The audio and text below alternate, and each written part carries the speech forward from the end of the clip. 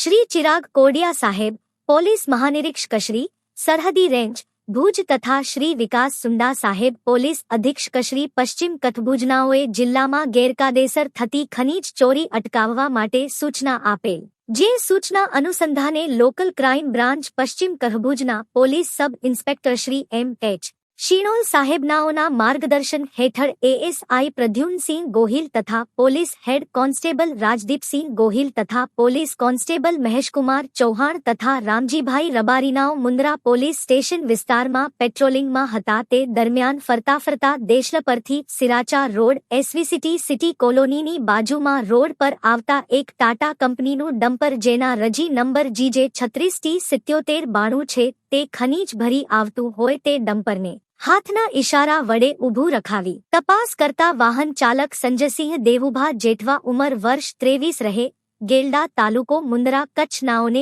વાહનમાં ભરેલ રેતી ખનીજ અંગે પૂછપરછ કરી રેતી ભરવા અંગેના આધાર પુરાવાની માંગણી કરતા કોઈ આધાર પુરાવા ન હોય જેથી ખાણ ખનીજ ધાર કલમ 34 મુજબ ડમ્પર ડિટેઇન કરી ખાણ ખનીજ વિભાગ તરફ રિપોર્ટ કરી આગળની કાયદેસરની કાર્યવાહી કરેલ છે.